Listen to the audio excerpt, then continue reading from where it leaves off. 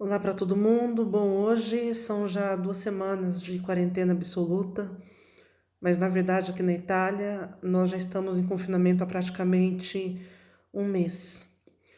Meu nome é Eduarda, moro aqui na cidade de Padova, na Itália, norte da Itália.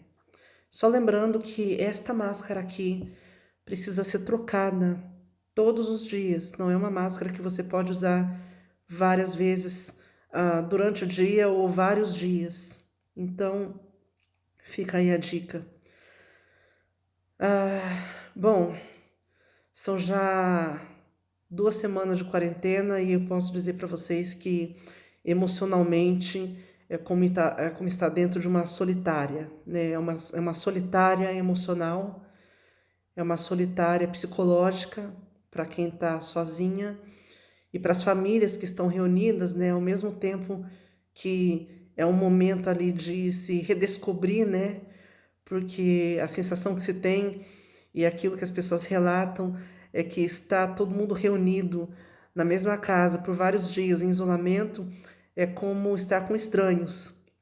Tamanho o distanciamento que as pessoas estavam vivendo, que nós estávamos vivendo, né, nesse tempo, nesses dias. Infelizmente, aqui na Itália, neste dia 22 de março, as notícias são as piores possíveis. Os números não param de crescer. Ontem nós atingimos uma marca de 800 pessoas e embora a mídia fale de números, a gente está falando de pessoas, né? A gente está falando de famílias, a gente está falando de toda uma estrutura de um país que é um país de gente mais idosa, um país onde o idoso ele tem uma relevância muito grande na sociedade e na vida aqui das famílias. Então é um sofrimento absolutamente inominável, não dá para descrever o ar de morte, o ar de tristeza que se respira nesse país. Não há despedidas, não há velório, não há funeral, não há nada, não há um preparo do corpo, simplesmente é a morte que chega e as consequências disso são filas e mais filas nos crematórios, nos cemitérios, filas e mais filas de caixões dentro das igrejas, e porque não tem mais espaço, não tem espaço para os vivos, não tem espaço para os mortos. Então é uma situação extremamente dolorosa que a gente está vivendo aqui, né? Na televisão, ontem mesmo eu acompanhei uma entrevista de uma enfermeira que estava num turno de 48 horas e ali ela estava relatando o drama, né, de escutar o barulho das bombas de oxigênio 24 horas ali na sua cabeça. Eles não podem tirar a máscara, porque cada vez que eles tiram a máscara para poder beber uma água, para poder comer alguma coisa, aquela máscara não pode ser reutilizada e não existe máscara disponível. Então é uma condição subhumana de trabalho, é uma condição assim que está além da nossa compreensão, né, física, emocional, porque esses profissionais, eu não estou falando só de médicos, de enfermeiros, eu estou falando da atendente, eu estou falando da recepcionista, eu estou falando da faxineira, eu estou falando de todo mundo que trabalha dentro de um hospital ou para um hospital, os motoristas das ambulâncias, todo esse povo está trabalhando sobrecarregado, eles estão sobrecarregados, eles estão emocionalmente frágeis, porque o tempo todo você vê alguém morrendo, o tempo todo você escuta o grito, os gritos daquelas pessoas que estão tendo as crises respiratórias e estão morrendo sozinhas, elas não podem parar ali para dar uma palavra, para dar um aperto de mão naquele minuto final, porque afinal de contas é, eles têm que dar prioridade para os vivos, né, para as pessoas que ainda têm alguma chance de vida. Então, uma pessoa não consegue sair disso inteira, né? Esses profissionais, quando passar tudo isso, eles vão estar quebrados, com a alma quebrada, com a alma machucada. E tudo isso é muito difícil de se ver. É muito mais difícil ainda de se ouvir quando as pessoas comentam. Aqui não se faz esse tipo de comentário, mas a gente vê pela internet, né? Agora um pouco menos, graças a Deus. Mas a gente ouvia pela internet pessoas dizendo assim: mas a dengue mata mais, mas a malária mata mais, mas o Zika mata mais, o chikungunya mata mais. Mas aquilo que precisa ficar claro para as pessoas é que esse tipo de coisa não leva uma pessoa para a UTI, não obriga uma pessoa a estar entubada, não obriga uma pessoa a necessitar de uma bomba de oxigênio. Eu mesma tive dengue por 3 oportunidades, em nenhuma delas eu fui para a UTI, em nenhuma delas eu precisei de bomba de oxigênio. Não é o que acontece com as vítimas do Covid-19. Essas pessoas que têm complicações, elas precisam imediatamente ser colocadas num balão de oxigênio, elas precisam de uma sala de UTI. E não existe mais sala de UTI nesse país, não existe mais equipamento, não existe mais pessoal disponível, porque uma parte desses médicos, dessas enfermeiras, estão contaminados, foram contaminados, alguns deles morreram, né, por receber uma carga viral muito grande.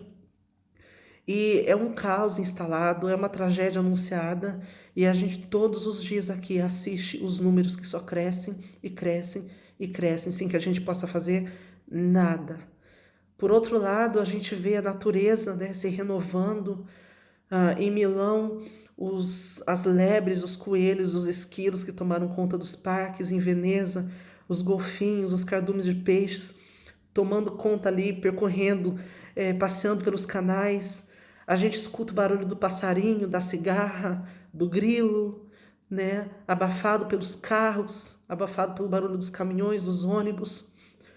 Então, diante de tudo isso que a gente está vivendo, ainda é um mal necessário. Talvez tenha sido um mal necessário para que a gente pudesse simplesmente parar com tudo aquilo de errado que a gente estava fazendo e se redescobrir, se reinventar e prestar atenção naquilo que é essencial, né? Um abraço, por exemplo, agora é uma coisa essencial que não pode ser dado, né? Uma conversa olho a olho, cara a cara, é uma coisa essencial que não pode ser feita.